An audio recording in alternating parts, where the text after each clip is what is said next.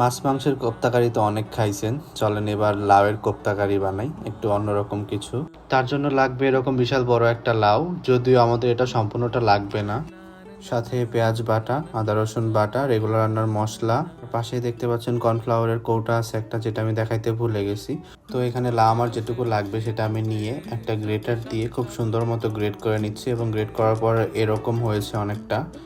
আর এরপর যেটা করতে হবে সেটা হচ্ছে এরকম চিপে চিপে লাউয়ের ভিতর থেকে সব রস বের করে ফেলতে হবে, ঠিক একদম এই রকম। এবং এরপর এর মধ্যে পেঁয়াজ বাটা, আদা রসুন বাটা, মরিচের গুঁড়া, হলুদের গুঁড়া, জিরা ধনিয়ার গুঁড়া এবং সাথে 2 চামচ কর্নফ্লাওয়ার দিয়ে দেব।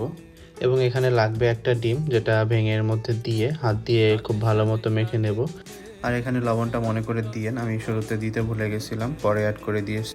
এরপর কড়াইতে তেল দিয়ে ভালো মতো গরম করে নিয়ে এর মধ্যে কোপ্তাগুলো একে একে সব ছেড়ে দিয়ে খুব ভালো মতো লাল লাল করে ভেজে নামিয়ে নেব।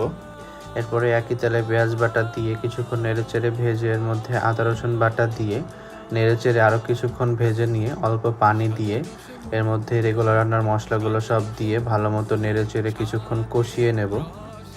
এরপর এর মধ্যে আরও কিছুটা পানি দিয়ে একসাথে মিশিয়ে এরপর ফুটতে শুরু করলে এর মধ্যে পরিমাণ মতো লবণ এবং কিছুটা জিরার গুঁড়া দিয়ে মিশিয়ে নিয়ে এর মধ্যে ভেজে রাখা কোপ্তাগুলো দিয়ে দেব।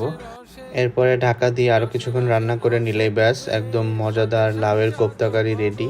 এর কাছে মাছ মাংস হার মেনে যাবে, একবার ট্রাই করে দেখতে পারেন। তো আজকের মতো এইটুকুই, ভালো থাকবেন সবাই, টাটা। ও হ্যাঁ, আরেকটা কথা, ভিডিওটা ভালো লাগলে অবশ্যই শেয়ার করবেন। আবারও টাটা।